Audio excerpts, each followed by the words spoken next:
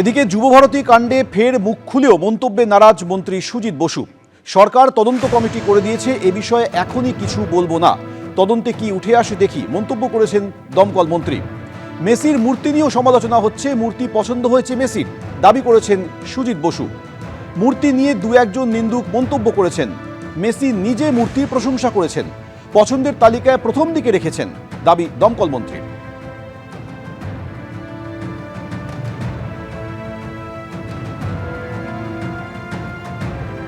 এই ব্যাপারে আমি এক্ষুনি বলবো না, কারণ সরকার একটা এনকোয়ারি কমিটি করেছে।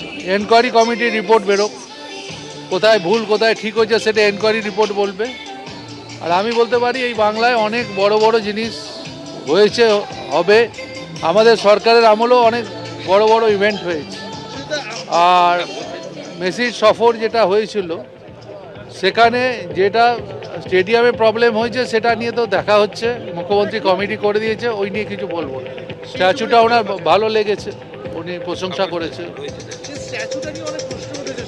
প্রশ্ন কেউ করেনি, দু একজন নিন্দুকে সবসময় করে, কিন্তু মেসি নিজে ওটা প্রশংসা করে 1-2 নম্বরে ওই ছবিটা রেখেছে। যুবভারতীতে কয়েকদিন আগে যে বিশৃঙ্খলার পরিস্থিতি তৈরি হয়েছিল সেই ঘটনার তদন্তে সিট তদন্ত করছে। এবার জানা যাচ্ছে যে অনলাইনে টিকিট বিক্রি সংস্থার 3 জনকে জিজ্ঞাসাবাদ করছে সিট। বিস্তারিত বলবেন আমাদের প্রতিনিধি ময়ূক ঠাকুর চক্রবর্তী, রয়েছেন টেলিফোনে। ময়ূক, দেখো, যে অনলাইন টিকিট বিক্রিকারী সংস্থা যারা এই মেসির কলকাতা আসার টিকিট বিক্রি করেছিল অনলাইনে, এবং প্রচুর মানুষ এদের থেকে টিকিট কিনেছিলেন ইন্টারনেট মারফত, তো এই এসআইটি স্পেশাল ইনভেস্টিগেশন টিম যখন এই পুরো ইনভেস্টিগেশনটা করছে, তখন এই অনলাইন টিকিট বিক্রিকারী সংস্থার যিনি সিইও এবং ডিরেক্টর এবং ম্যানেজার, এদের 3 জনকে কিন্তু পুলিশের তরফ থেকে নোটিশ করা হয়।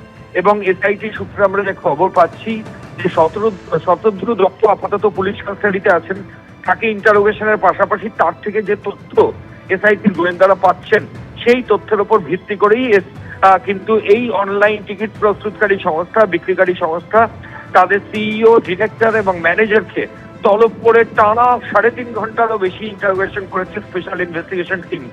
এবং মূলত এসআইটি যেটা জানতে চায় এই এদের কাছ থেকে, যে এরা মোট কত টিকিট বিক্রি করেছিল, কত টাকার টিকিট বিক্রি করার অর্ডার শতদ্রু দত্ত এদেরকে দিয়েছিল, 1 লক্ষ টাকার কাছাকাছি নাকি এক একটা টিকিট বিক্রি হয়েছিল, এরকম শোনা যাচ্ছিল।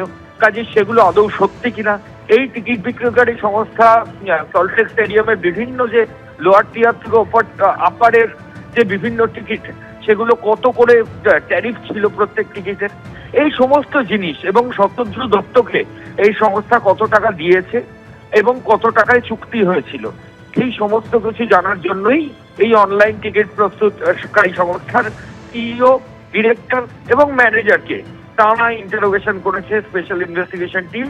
প্রায় 3.5 ঘন্টারও বেশি এদেরকে জিজ্ঞাসাবাদ চলে। নোটিশ করে দিল্লি থেকে এদেরকে ডেকে পাঠানো হয়।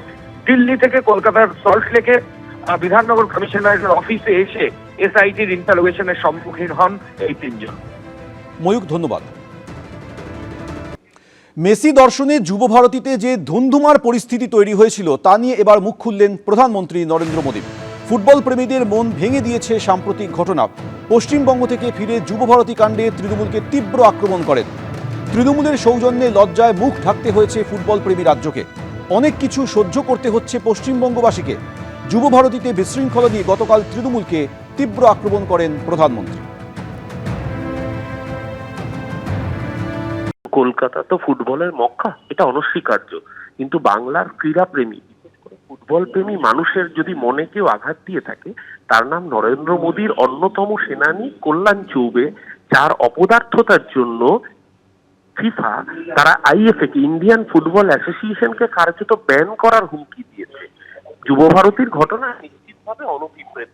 তার জন্য দুঃখ প্রকাশ করে নিরপেক্ষ তদন্তের স্বার্থে রাজ্যের তৎকালীন ক্রীড়ামন্ত্রী নিজে ইস্তফা দিয়েছেন। যারা বানান ভুল নিয়ে বড় বড় কথা বলেছে, তাদের সমস্ত পোস্টারে বানান ভুল ছিল। আসলে আজকে নরেন্দ্র মোদী প্রথম গো ব্যাক খেয়েছেন। তিনি আজকে নদিয়ার মাটিতে না নেবে দূর থেকে পালিয়ে গিয়ে 56 ইঞ্চি ডায়লগ মুখে দেন, কার্যত উনি 16 ইঞ্চির ছাতি।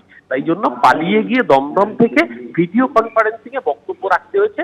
মতুয়া ঘরে মতুয়াদের মুখোমুখি হওয়ার হিম্মত তিনি দেখাতে পারেননি। এবিপি আনন্দ, এগিয়ে থাকে, এগিয়ে রাখে।